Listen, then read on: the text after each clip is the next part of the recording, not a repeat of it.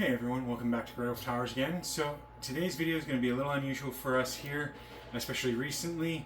I'm going to take apart my desktop that I use on a regular basis for school and editing and gaming and all that kind of stuff. And I'm going to swap out the CPU cooler. I believe you can see from here the one it's in right now. It is a Deep Cool AK620WH or whatever it is for the white model. It is a great cooler. It handles things pretty well, but I've been noticing that my idle-ish temps tend to be in the high 40s, low 50s, and although my gaming temps aren't getting that hot, they're sitting in like the high 60s up to mid 70s. I would like a little bit better of cooling for at least the idle stuff, because most of what I do is probably schoolwork and some video editing, which my video editor relies mostly on the video card, the GPU. So what I'm going to do is I'm going to swap it out with the FW or Frozen Warframe 360mm AIO that should have already been posted, a video of an unboxing of. I'm going to try and link it here. And that is so that I can go ahead and see if it does better. And if so, then I'm going to use that. So let's go ahead and get started. This has been disconnected from everything, so I'm going to go ahead and unplug that. I have my trusty screwdrivers over here, so we're going to go ahead and take off the rear panel. Now this is 2 thumb screws for the Gamdius Atlas M1 case. So 2 of these little thumb screws, and then the back panel pops off. Now my cable management has been horrendous, so I'm going to show you this mess while I get the front panel off. There we go. Alright, so now, horrible mess back there, I know, but couldn't be avoided. So this video is actually going to be 2 things that we're doing. One is we're swapping out the fans that are in it with these, and 2 is we're swapping out the cooler. Now, to do this, it's going to take me a minute because I haven't done this in a little bit for this build, so we're gonna see what we can do step by step. We're gonna go nice and slow. And if you've ever watched my videos on a regular basis, you know that I'm always letting you know some of this is not the case or product's fault. It's my hands. I don't have full function of my hands anymore, so it does take a little bit of a toll. I still get it done, but it takes a little longer sometimes. I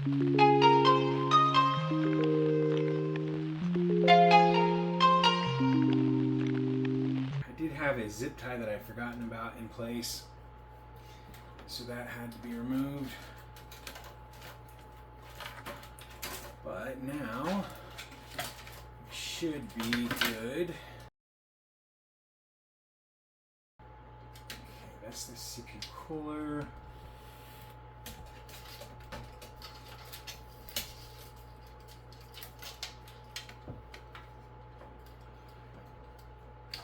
That is the one fan. Now the key to this one is that it is daisy chained like the other ones, but also has a couple of other things attached to it, such as like a reset button, change the colors option, and it has the SATA power connection, things like that. So it is not exactly identical, so when I switch in the new stuff, it should be better, so that should be good. Now, let's see, we're going to take out these other fans. They've built up some dust because it's been up and running for, I don't know, about 3 months, and I haven't cleaned it out yet, which I should, but I knew that this was going to be coming. I just didn't know when exactly it would be, so I didn't go overboard on maintenance. Well, I should say I knew that I was going to be swapping out the fans. I was not originally planning on swapping out the CPU cooler. However, I have already once, and this is now the second time that I've swapped it out. So my GPU sag bracket kind of gets in the way of these fans. So I'm going to have to do some odd work to get these out through the other side. I'm going to, without replacing the GPU, or removing, I should say, because I'm not swapping the GPU out. All right. And like I said, these specific fans are kind of a pain to begin with. So, all right. Now, so what we're going to do is we're going to start with the bottom fan back here. I'm going to put this. All right, now, so this fan is now ready to be put in with screws. So we're going to go ahead. We need to, so this is going to not look as good as I wanted, but sometimes we've got to make sacrifices for the better good. Screws are not wanting to screw in for some reason, but we will get them in.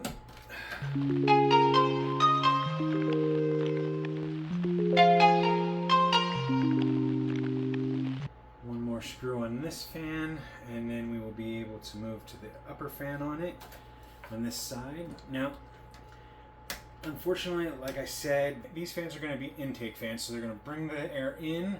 It's going to hit the glass panel. It's going to go that way over the CPU and out the back. So you will see this and not this, but which makes it look kind of a little worse than it should. But hopefully it won't be too bad. So I would have preferred reverse fans, but they didn't seem to have an option, and my budget was very limited on this specific purchase. So I bought what I was able to, and we're gonna go from there. So let's see here. Try and keep much of the wiring as we can to not be visible. All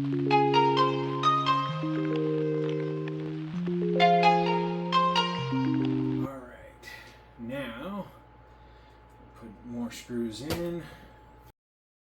And although they are the same brand as the CPU cooler fans are a different model, and so they will not be perfect matches. However, because the cooler is hopefully going on top, it should allow you to see the colors, but not necessarily the fans from the top.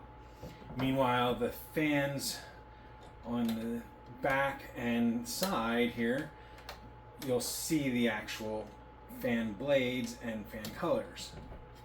All right.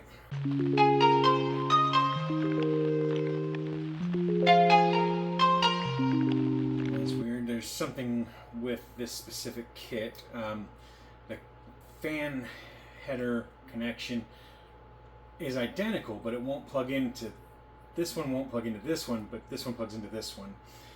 Weird, but you know, whatever. All right. What I'm going to do next is I'm going to lay this down. We're going to get this. There we are.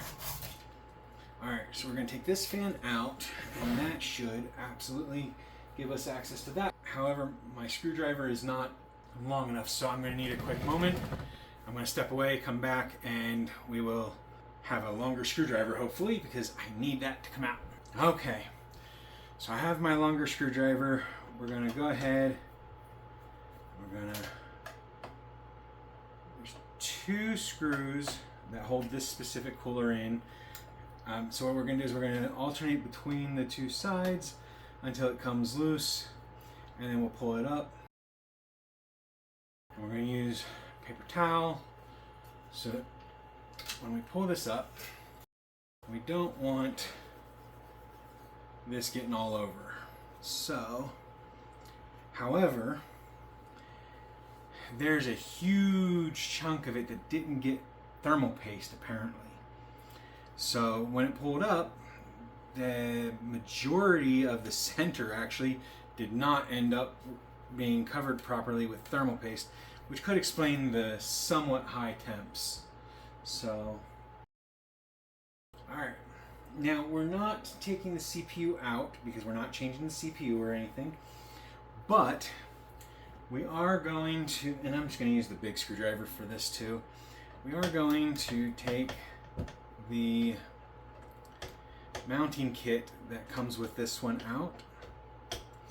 Now I do have one more fan that's going to go back here, but I'm not putting that in yet because I want to make sure that I have everything cleared and all the clearances and stuff organized and properly done. I don't want to be trying to squeeze the cooler on and have that in there, so I'm going to wait until after the cooler is in place, make sure that it fits correctly, and then I will put that last fan in. So now these go on the top and bottom of the CPU so that you can mount the cooler to it. You probably can't see them, but they're here, so. And that way the cooler mounts to the back plate. Now in this specific situation, it's a pretty, it's an okay cooler. It's got pretty good clearance on the CPU. However, there are a few capacitors nearby that will make it a little difficult to do this little screw. So the replacement may be a little difficult as well. However, most of the time it's not too bad. As they get better hardware, it kind of makes it tighter as things get more advanced because everybody wants the same power or more power but a smaller form factor. And so you want the same physical size of an ATX motherboard, for example, but you want it to have more power flowing through it for a better processor and stuff like that. And so you need more capacitors. In order to do that, you have to cram more into the limited space. And so now we have the back plate off. Whoop, haha, voila.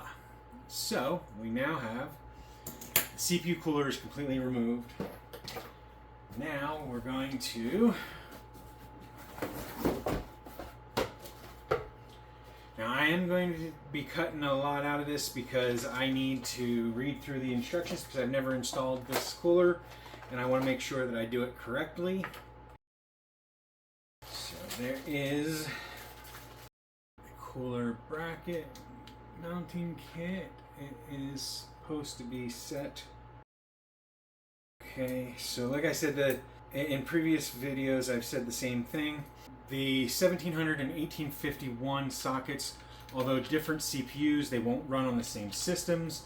They do, however, use the same mounting bracket. So that is good. So the numbers on this specific one say 1700, not 1851, but it does mount. So that is good. Alright, and with this it's just a little pull the blue tab to the 1700 or push the blue tab to the other size.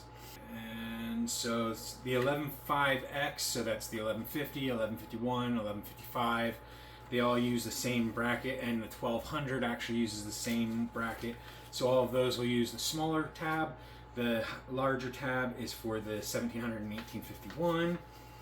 And so we have thermal paste and the part where the block is mounted to the CPU socket, and we've got the different pieces. Now for this, it looks like we're going to use the larger ones for the Intel side. It looks like they use them for both the smaller and the larger, and then these are for AM4, which we don't have here.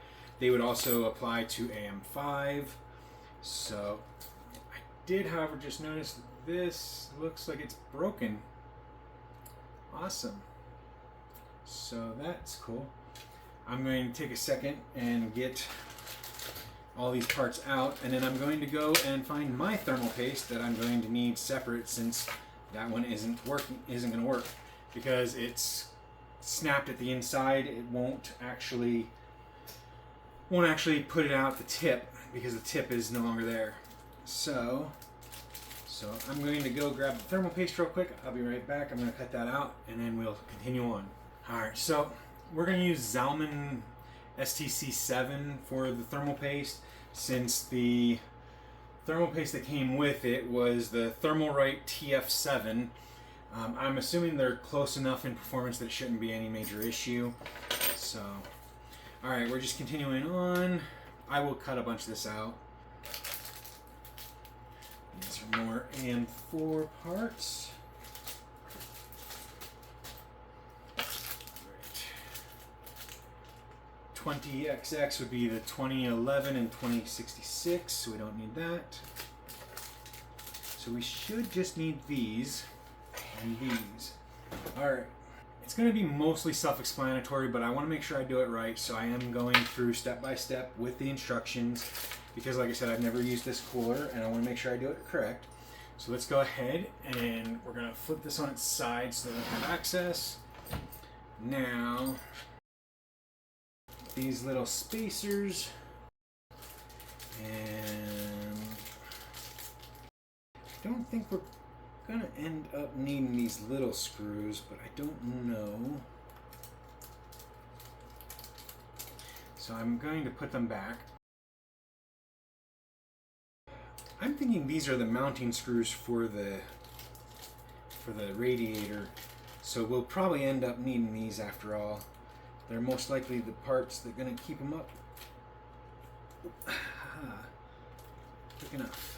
So I'm going to set these over here, but we probably will need those. Alright, so now we're going to put the spacers on.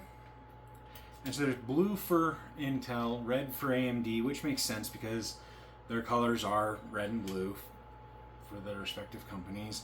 You know, blue for Intel and red for AMD. And then once we have the spacers on, we then put these one across the bottom set. I think I've got it properly done there, so now we're gonna get these on enough. I'm actually really excited about this specific one. This cooler, I've been looking, and I'm in a spot right now where price is pretty much like, it's the deciding factor for most of the stuff that I'm buying right now.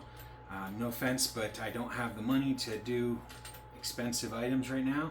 So what I'm doing is I'm buying a bunch of the lower cost stuff and trying them out.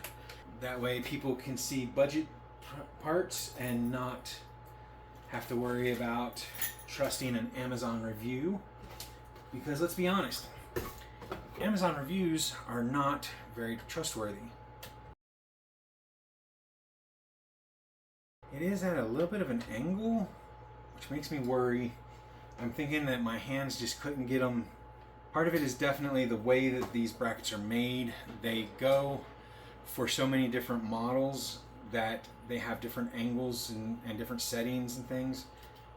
So I'm hoping that it still works and works properly. So I may even take a quick minute to try and correct that, but right now the other side looks like it's going on correctly. Hand tight, hand tight. I'm going to go ahead and I'm going to take these back off and try again. Now the nice thing about this cooler is that because it's an AIO, it is going to actually allow more of my motherboard to be visible, which if I had an all black one in a white case may not be what I want. However, mine is more of a silver, which actually matches the case pretty well. So hopefully it looks really nice. I will have some rather poorly taken before and then some after pictures to try and post towards the end of this video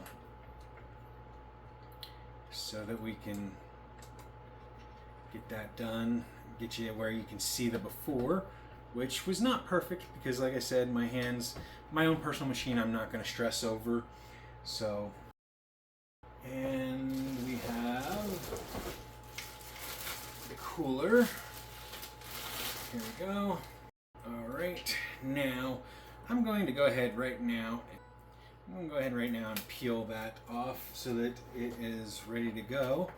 And so, like I had said before, we're going to basically put this in like this, and this is going to go like this onto the CPU. But first, let's make sure it looks.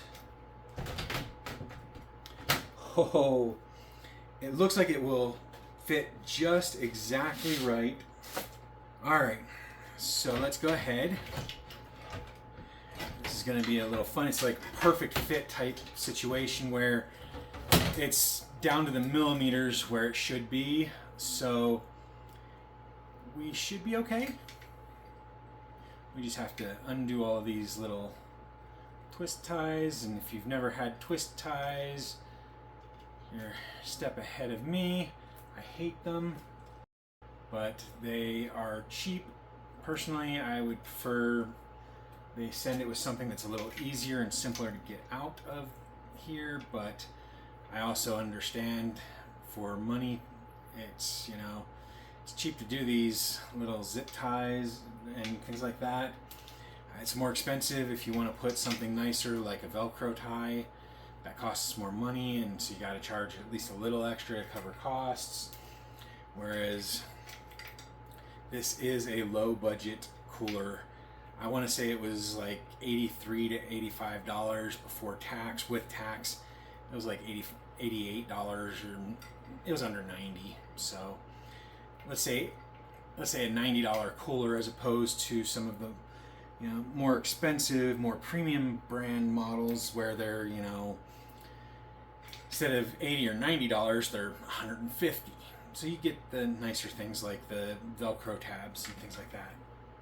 All right.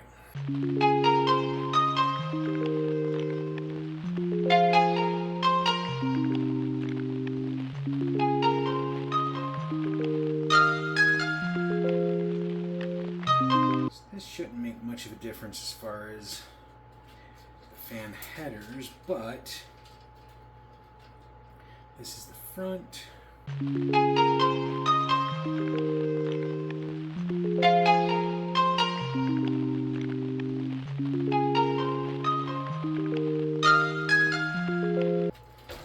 We are going to pull this down. All right. So now, now it should be, screw the cooler in, so those are already in place. Now we're going to take those screws from earlier that we weren't sure about, and these are going in smooth and correct, so looks like I was correct on the second attempt that it was just these pieces for this. So they are not for anything like back plates or anything like that, like I thought they could be, because there are some that have that. These are strictly for keeping it on the case and installing it, so that's kind of nice. So far we're working on number 4. Usually there's the same numbers on the other side for the fans, and that keeps them really well in place. And this way you can put fans on either side and mount it to a case with, say, the large screws, the long ones, as opposed to just these small ones. However, with my setup, the small ones will be perfect. I would not be able to put the long ones through here for a second set of fans. It just wouldn't fit for me. I don't have the clearance between here and the motherboard. So Now if I had, say, the Y70, I probably could do 3 fans on top, 3 fans on the bottom with the radiator in the middle. This one I can't. There's not enough space or clearance for that, but this is gonna look so nice. We're gonna go ahead and put the dust filter back on. There we go. All right, so now what we are going to need to do here, and I was correct about the USB-C, so what we're going to do is we're going to mount this here onto there, and then we will figure out, I'll probably run the USB-C around the back over here. It'll make for a little bit funky of a cable situation, but not as bad as it could be, and so this actually has specifically a pump header on the motherboard, so I'm very pleased there. All right, now we are going to, like I said, use the Zalman paste because I don't have the other one. Now, with this specific one, I'm not saying that it's a great thermal paste or that it's better than any other. I just happen to have it. I am going to spread it with a spreader. I know technically you can just like spread it across and everything. However, with this specific CPU, it's not really the way you want to go. So with this CPU, you either want to do the 3 lines, an X with dots, or you want to do a bunch of dots across, like 9 dots, something like that, or you want to spread it. I'm just going to spread it because, you know, I'd rather spread it than risk it, because last time I did it, I think the 3 lines, and it didn't work out so well with the cooler. So, and this is about halfway gone, and I've done, I think this is the 3rd or 4th CPU. So I mean, one of them is, you know, the 1851 for the Intel Core Ultra Duo, or yeah, Core Ultra series CPUs. So they're a little different. They use a little more than, say, the older 12th, 13th, and 14th gens. I think that's good enough. So we are going, so like I said, we're going to run this probably up here.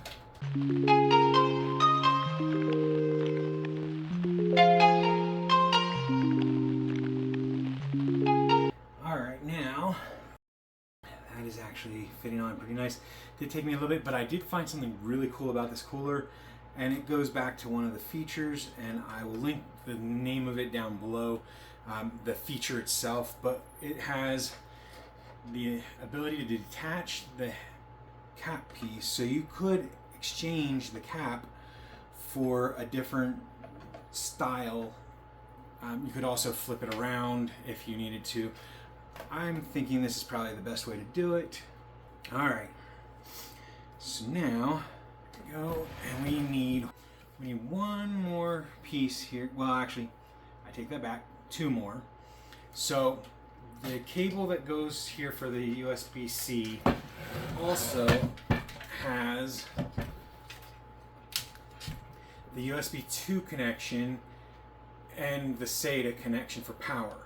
So the USB 2, we're going to put under here. The SATA is just going to connect to a SATA jack in the back here. Alright, now these, kind of untangle these a little bit here real quick. I don't know what the maximum number of connections are, but we're going to try 6. And see if it goes to 6. Alright, now I'm going to try it all as one. I'm really hoping that it works, because I don't want to have to pull this apart again, but I will if I need to. I may end up having to take out the graphics card. My son's hands are a lot better at this. You know, I think I'm just gonna have to bite the bullet and take the graphics card out. Just my hands are not small enough to grab that. But before I do that, I am going to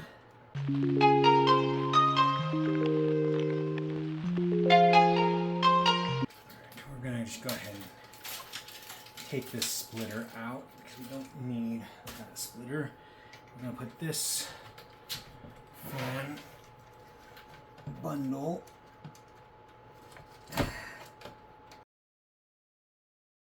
so now this is totally hooked up. We're gonna have to fiddle with this a little bit, so and we're gonna release this. There we go. Over there. And of course,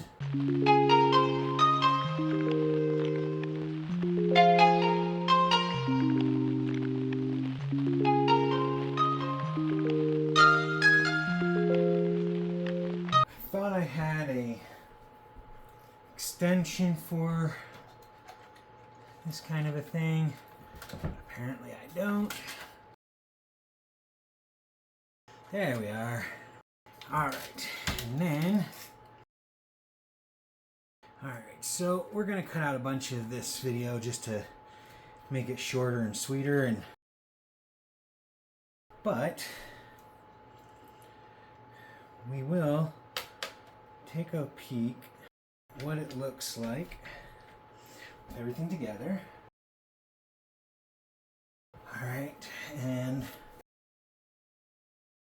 alright, so everything but the final fan is in place. This is going to be a little bit harder to put in because, well, I put everything in the way of it, so we're going to have to figure that out real quick, but it shouldn't take more than a second. It's got that one corner piece that may still be available, and if it is, then we're good.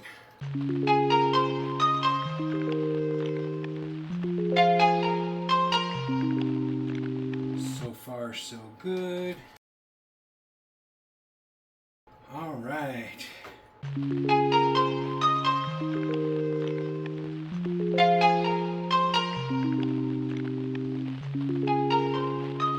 All right. Now let's just wire everything up in the back.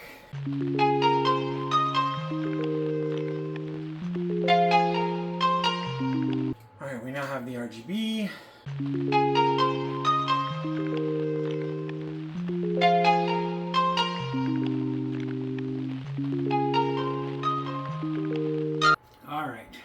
So these fans should all be hooked up and going to the CPU fan. The block should be going to the USB 2 and to the SATA power. The other three fans should be going to the system fan 1. So we should be good. Alright, and everything should be connected at this point. So the cable management in the back here is atrocious, but it's my mess. I don't need to worry about it for anybody else. All right. Doesn't look horrible. Doesn't look the best, but with what I have to work with, I'm okay with it. So we are going to go ahead and try it out. And then I will take some pictures and hopefully post that at the very end here.